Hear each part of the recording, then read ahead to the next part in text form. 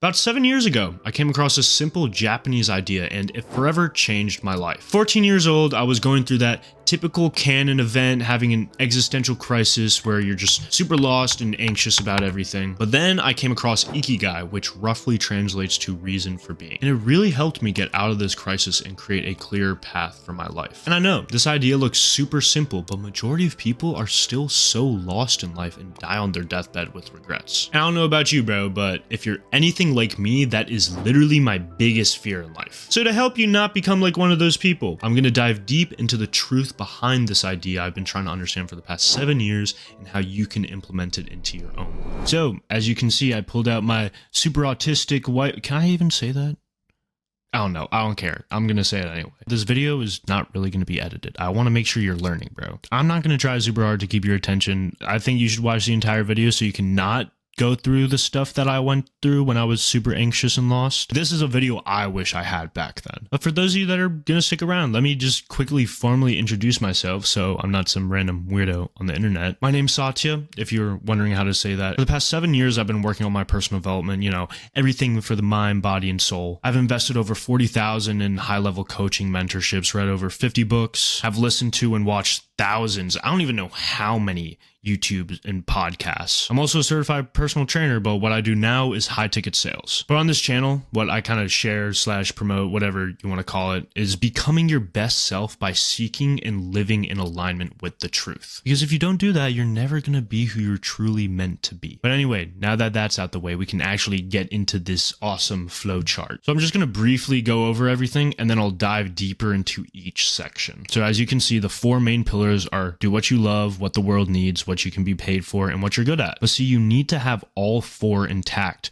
because if you have love, good at, and paid for, you're gonna feel satisfied but useless because you're doing stuff that the world doesn't need. And I'm not gonna go into every single thing. You can pause the video here and kind of take a second to read it. So we're going to start with the most important part of this, and that's doing what you can be paid for, or your profession too. Just this part. Because honestly, all right, the bare minimum, you need to have something you can be paid for in your life and something that you love in your life. They don't have to be intersecting just yet. Remember, I'm saying the bare minimum. And the reason this is more important than doing what you love is because meth addicts love meth. And that's about it. I mean, I guess they're pretty good at injecting meth, so I guess it's a passion, which is a kind of weird way to put it. But you get the idea. But one step up is to get out of survival mode and into creation, which I'm not going to dive super in depth to in this video, but in future videos for sure. And this is something I learned from the GOAT, Dr. Joe Dispenza, and from his book, Breaking the Habit of Being Yourself. Highly, highly, highly recommend this book. Completely changed my life when I picked it up. And I know that word is, or that phrase is thrown around pretty casually, but I'm so serious. You won't be the same person after reading this. So understanding this pillar more, the first thing that's going to come to mind is your typical 9 to 5, which I used to completely trash on. But dude, it exists for a reason. Like, yes, it's not like complete freedom from the matrix. Oh, but dude, you're not going to be homeless. It's going to be stable. You get benefits, security, work-life balance. Like, it's just like okay to have. But we're not here to be okay. We're here to live abundantly and have the best life possible. Now, don't get in crippling debt for this, especially in today's world. You should not be getting in crazy debt for a standard 9 to 5. Unless you want to be like a doctor, like you really, really, really want to be a doctor and there's no other way, then I guess it's okay to put on all that debt.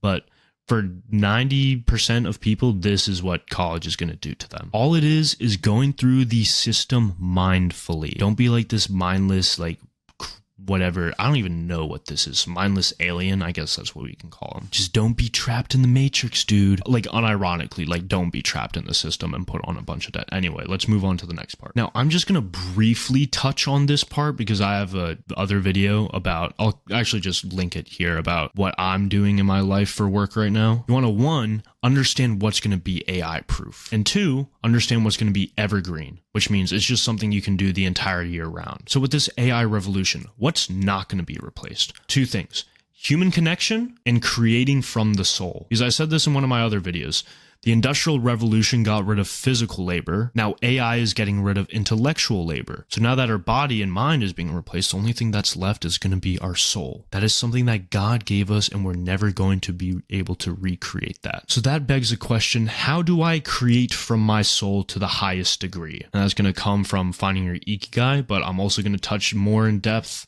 in this section once we get there. But yeah, this main part is you need to just have a job. If you don't have a job right now, this is your main priority. Nothing else matters. Once you have this intact and you're less in survival mode, you can start moving on to the more fulfilling things. And to kind of bounce off of the human connection side of things, here's a picture of me doing door-to-door sales, and I do high ticket sales now, which AI is never going to replace a truly good salesman because it's human connection. And we're also in an age where only entrepreneurs are going to survive, but that's like a whole tangent that I'm not going to go on right now.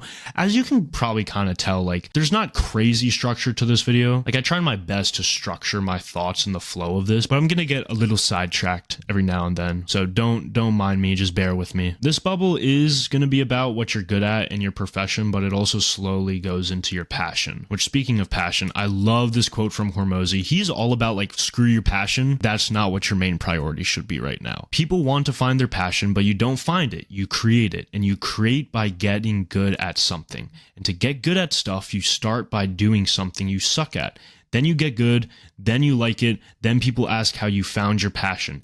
Answer, by starting when you sucked and not giving up, which there's some truth to it. Don't take it quite literally. You should have some understanding of what your natural strengths are and what you're kind of passionate in. So for me, I knew I was pretty good with talking to people. I like to think I'm kind of charming. I was like, let me try out sales for a year on my gap year, which I'll talk about more in this section. This is me just really trying to figure stuff out. Like I didn't really know if sales was the right route, but I was like, screw it, let me just try it. I like human psychology a lot, which I'll get into over here. But you know what I don't like? Knocking on doors and getting a bunch of no's. And I don't really like selling roofs. So this was my profession. I was pretty good at it and I could get paid for it. Didn't love it. Certainly not what the world needs. I mean, I guess people need roofs, but it's not like a crippling desire. I don't think people wake up and their first thought is like, God, I really need a roof over my head. Or is it? It might be. Be grateful for the roof over your head. I know I express gratitude for it every day. Basically, the idea I'm trying to get at is this is all you really need to focus on. And most of the time, what you're good at is stuff that you love. Most of the time, it's just going to be what you're passionate about. Like I am passionate about sales and human psychology, just not with this job. Like door-to-door actually sucked so much, which I'll talk about more in future videos, like my whole experience with that. Moving on. Implement Charlie Munger's inversion principle, specifically for what you're good at and what you love. I'll kind of just explain how you would apply it here. You would have a list of things that you love and what you're good at, but then you would do the inverse of that and have a list of things you absolutely hate and things that you are not good at. And for this, dude, you're going to have to be brutally honest. You really need to face the truth with this. Just because you're not good at something doesn't mean you should do it. So what the hell do I mean by that? Well, for example, if you're not in good shape and you're not athletic, that doesn't mean you shouldn't work out. Honestly, you might be able to turn it into a career. You need to try a bunch of things. But there's a fine line of understanding what you're genuinely not good at and things you're telling yourself you're not good at because you're too afraid to make the change and put in the work to get better. And then, of course, a fine line between what you're good at and what you're deluding yourself you're good at. But honestly, the goal in life, you should be good at everything. You need to be well-rounded. For me, I know I genuinely don't have a good memory. So stuff with like, I don't know, history or policies and that stuff, like being a lawyer, I could not do that. But that doesn't mean I'm not going to try to learn more about history, learn more about the law, and try to memorize it. I'm just not going to become a lawyer. So I hope I honed that point in. Now it's kind of on to the next one. This is more into the fun stuff. So like I said, what you love and what you're good at, they're typically going to be the same. It's going to be your passion. For example, I really love human psychology and consciousness and about the soul. Like I love it and I'm pretty damn good at it. People call me wise. I think I'm pretty wise. I might be deluding myself. I don't think I am though. But I'm also really passionate about fitness. I played football in high school, Muay Thai. Here's a perfect example. I was not the greatest at football. Like, I'm not 6'3", 200 pounds. I'm 5'10", 170. Guys, the average height is 5'9", and 1 inch, like, that's a huge difference. 1 inch is a lot. So I'm pretty tall, considering that 1 inch is a lot. Anyway, I'm not funny. No one's laughing at this joke. When I started, I was like 5'7", 110 pounds, literally the worst possible. But then I worked my way up from the worst on JV, getting no playing time, to getting selected for an all-star team my senior year. Am I going to try and make football my career? Absolutely not. It is not something that I should do. However, with fitness, I'd like to think I'm pretty aesthetic. I know a lot about it. I'm very passionate for it. So maybe I can figure out how to combine this into my Ikigai, which, spoiler alert, I do. But moving on more into what you love. This is pretty self-explanatory. It's going to be more of an art form like music or painting. But art is also subjective. This is not what creativity is about, which future video coming up on that, what creativity is actually about. But the main thing about doing something that you love is that you're in flow state. You've probably heard that term thrown around before. It's just that feeling you get when you don't care about anything else, you lose sense of time. This might be playing video games, which is a perfect example. Should you make playing video games your Ikigai? Probably not. But I mean, more power to you. I'm going to tell you the truth and say absolutely not. But if you want to delude yourself, like, you can kind of deal with that consequence. But for me, a good example, like for flow state, is I get in flow state when I'm working out and when I'm having deep conversations with people, which is why I'm doing sales right now. It covers these 3 pillars, but not this, which it kind of does a little bit with the product I'm selling, but not to the extent I want to. Speaking of what the world needs, let's move on to that. So this one you can use an example of like taking care of homelessness or solving world hunger, something like that. But realistically, most people aren't going to be able to achieve that. Not that that shouldn't be a goal for you. Like, you should work towards it. But for me, when I think of something the world needs, I really like this quote that I heard. The marketplace rewards those when someone gives it something it needs but doesn't know it needs. And it rewards it like a lot. So example, Steve Jobs with the iPhone. I mean, he saw something that literally no one else saw, and he got rewarded heavily for it. He probably loved it, he seemed pretty good at it, and he got paid a lot for it. But this is something good to keep in mind when we're trying to create our Ikigai. Because yeah, it's cool like trying to solve world hunger and whatnot, but it's kind of hard to take care of these other 3 pillars. And before we move on to this last bit, I kind of want to preface that ideally your career in life has all 4, but if it doesn't, you still need to be hitting these aspects in your life. Have a job you can get paid for, do something you're good at, do something you love, and on the side, I don't know, volunteer at a homeless shelter. You're going to feel really fulfilled from that, but not entirely, which is what I'll get into over here at the very end. That's the most important part. The very end of this is the most important part, which is, I know, like some retention hack or whatever, but I'm serious. It'll make sense once we're there. So when I was trying to find my Ikigai, I knew I loved fitness. I was pretty good at it, like human psychology and whatnot. I saw that you could like get paid for it by posting online and being a fitness influencer. And I thought the world needed it. I mean, just look at the difference. Obesity in America is horrible. But then I kind of realized the world doesn't really need another fitness influencer. There's literally a million fitness influencers that say the same thing and all act the same. I've honestly grown to dislike the fitness industry, not hate, just dislike. I still love fitness, which another future video coming on how the gym is ruining your life and whatnot. But yeah, I was posting on TikTok, failed horribly. That's a story time in the future. All this stuff that I'm teasing at. I hope you guys stay in tune with my channel because there's a lot of great stuff coming. But I was like, how can I differentiate myself? This feels like the right path. It feels like my calling in life. But the world doesn't need another fitness influencer. And I can't differentiate myself. How do I create from my unique soul to the fullest? And that's when I started learning more about Naval and Danko. Mainly Naval, but like, dude, both of them are freaking amazing. You need to look at their stuff if you're not. No one can compete with you on being you. Most of life is a search for who and what needs you the most. And I've shown this graph in one of my past videos of your vibrational state, but at the top you can see it's love and gratitude and all that positive emotions.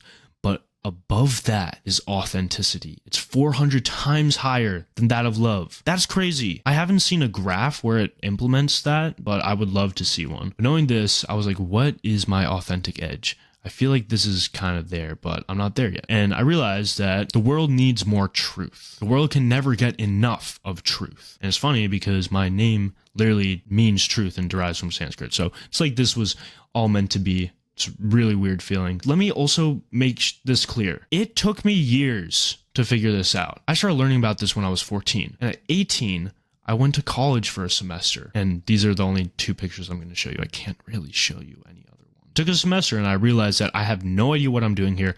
And I don't be like this mindless sheep that kind of just goes through college, doesn't know what they even want and get into a lot of debt. So because of that, took a gap year, literally went monk mode, buzzed my head, grew out a beard a little bit, searched for the truth outside of me, really just consuming a bunch of books, self-educating myself a lot, learning lots of podcasts and whatnot, and then searching for the truth deeply inside me by meditating and journaling a lot. And dude, honestly, I had no idea what I was really doing, and that's okay. You're not supposed to know everything right away. Just do the very best you can on what you can do right now. Just put one foot in front of the other. Might be slow, but you can't stop. And at some point, the fog is going to clear up and you're going to see the light. After you leave this video, you're not going to automatically know your Ikigai.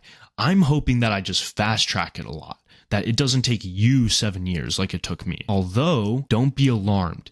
It is going to constantly change. And in the way of the superior man, he gives the concept of your purpose being like an onion, that your purpose is like layers. Each part of your life, you need to just focus on one layer at the time and peel back each layer one by one. And it's going to keep changing. And honestly, it's an infinite amount of layers. It doesn't just stop there. But don't for a second think that your Ikigai is just going to be one thing for the rest of your life. I mean, for the most part, it's going to be pretty similar, but don't leave this video thinking that, oh, I need to find my Ikigai right now and that it's going to be there for the rest of my life. Because to be completely honest, I don't have every single day of my life mapped out. And if someone does say they do, honestly, they're probably lying. Because if you truly think about it without going too deep and giving yourself an existential crisis like I do, bad habit that I have, you'll realize that we really don't know what the hell we're doing on Earth. You're never going to completely have it figured out, but this is going to help you a lot. For the last part of the video, for years, I tried so hard to find this Ikigai, work on my personal development, fix my mind, body, and soul. And I did an unbelievable good amount. I took care of my entire life, but weirdly enough, there was still something missing and I didn't know what it was. Well, deep down, I knew what it was. I was just avoiding the truth as much as possible because listen, the truth is scary. It's scary to be yourself completely. It's scary to search for the truth completely. It's scary to live in complete alignment with it. But if you don't relentlessly pursue it and live accordingly to it, you will become the person on their deathbed that dies with regrets. And this is kind of me talking to myself too. It's literally the most complex topic ever, and I'll continue to talk about it in my videos since it's literally my entire brand. But to finish off, the only thing that's going to fully fix this heart is the truth. And what do I mean by that? Well, I hid something under this heart because I don't want to completely turn people off and like push this idea on you, which I low-key am because it's the truth and I need to make sure the truth's being pushed on you because I care more about what's best for you than what you think is best for yourself right now and your short-term feelings. So anyway, what am I getting at? Well, after all that development, after all that work on myself, I realized I still have a hole inside me. It was a God-sized hole, which I've heard this concept a lot, and I don't come from a Christian family. So I'm just like, okay, cool, there's a God-sized hole in my heart. Let me take care of my life first. Let me fix my body, let me fix my finances, let me fix my mind, let me fix everything before I actually try to understand God. Which, spoiler alert, after doing all that, I realized the only thing that actually matters is having a relationship with God. And I know that's going to be scary for a bunch of people, which I know, dude, it's scary. It's super scary. It was really scary for me. And I really hated when Christians were just like, yeah, just accept Jesus in your heart. Your life's going to be so much better. Like, it's the only thing that can solve everything, which is like, yes, that's true. But they're acting like it's such an easy thing to do. So I'm telling you, if you want the truth bad enough, this is where you're going to end up at. This is one of those lessons that just has to be learned by just constantly seeking for an answer. I didn't want to come to this conclusion, but I just kept searching for the truth, and there was just so much undeniable truth that God is real. So with that being said, I want to redirect you to a video that I just recently posted, how I accidentally proved that God exists, LOL. It's a pretty long video, but I'm not lying when I say it is literally the most important video you can watch in your entire life. So click on that video to see exactly what I mean, and I will see you in the next one.